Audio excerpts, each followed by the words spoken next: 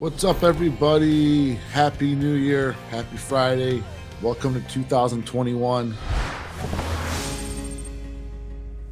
I said I was going to come on today. I wanted to give a little recap of 2020, give you my thoughts on some things for 2021. I'll wait a second here for a few of you to jump on. If you're laying down after a good night last night, hopefully you'll get something out of this here today. So I'm going to do a little quick recap here of 2020 on some really cool things that happened and some good things that happened. So start off some of the news. Ipsy had made the purchase of BoxyCharm. It was a $500 million deal. Super exciting for that brand. Congratulations to BoxyCharm. Another big takeaway, Barkbox filed for IPO, and they're going to be going public in 2021. Really good for the subscription industry. And something that's super exciting to see where that's going to go. As you see more and more subscription brands that are filing for these IPOs, it brings a lot of validation to the industry and is really, really good for the industry. Some stats I have here for 2020, some key takeaways. And for many of you that know about COVID, and 2020 was a very hard year for a lot of us, a lot of retail brands especially. But on the e-commerce front, things went really, really well. And so some of the key takeaways from 2020. Here's some really big stats we pulled. So there was 150 million people that shopped online for the first time during the pandemic. We saw e-commerce sales had 10 years of growth in just 3 months, which is pretty wild. Another stat here, most established brands saw 2 to 3 times more sales over the holiday season this year. And they had a record, and this is from Bold Commerce, they had a record launch of subscription brands. It was up over 80% from the year prior. So those are some big stats and some things that happened this year. And a lot of this is obvious, right? With retail being closed and most of those businesses being closed, online shopping is the only option for a lot of people. And it looks like I'm having an issue with one of the lives, but I think we're live on a couple of channels. With everybody shopping online and seeing all these new online shoppers and more people using social media, it only makes sense that there's all these new shoppers and for brands to be thinking about how they can pivot to e-commerce. And these retail brands pivoting to the model. I mean, it's just so important going into the new year.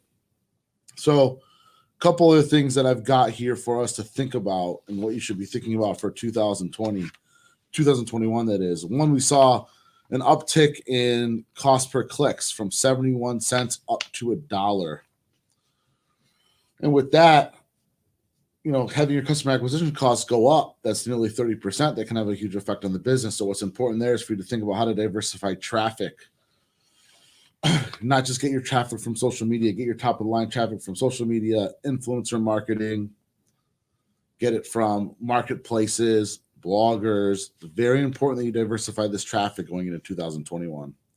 Another big thing for 2021 is the year of the communities, right? So you need to build a community within your brand. And you need to be thinking about what that customer experience is going to look like. You are going to see, and you're already seeing it, more big brand retailers pivoting to the e-commerce, pivoting to the subscription model. These are brands with a lot of money, but a lot of money, a lot of buying power, and already a huge customer base.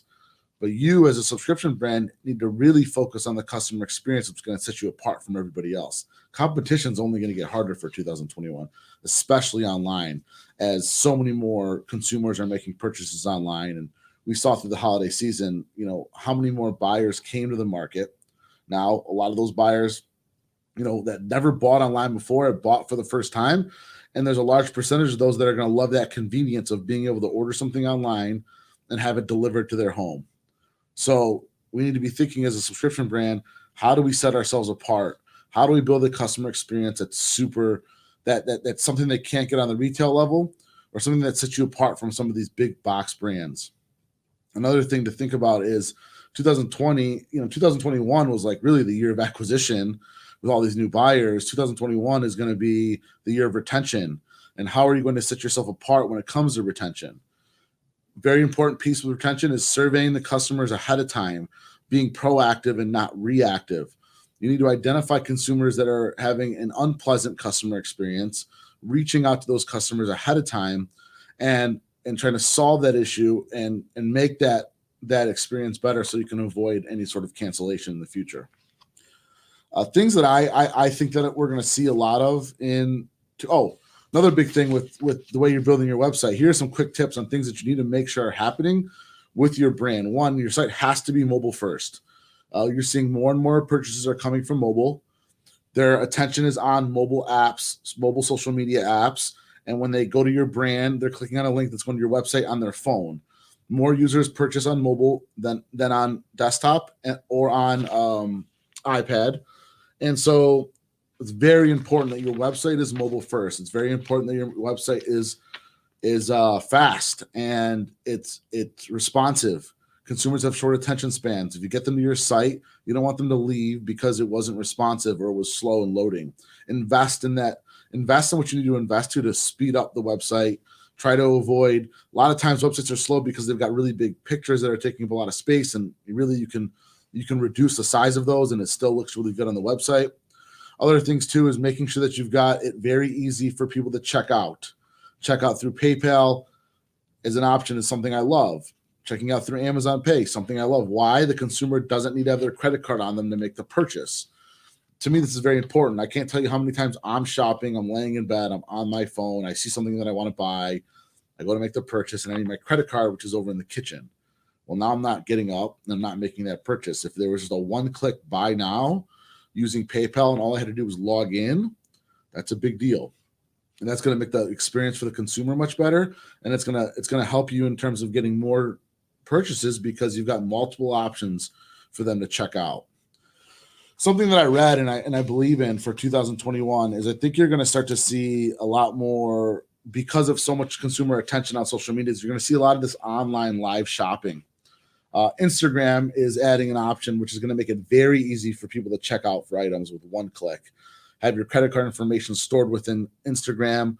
If they're on your website and they like something, they can check out right there. What's very important about that is be ahead of that, look into that, and get that set up for your Instagram account.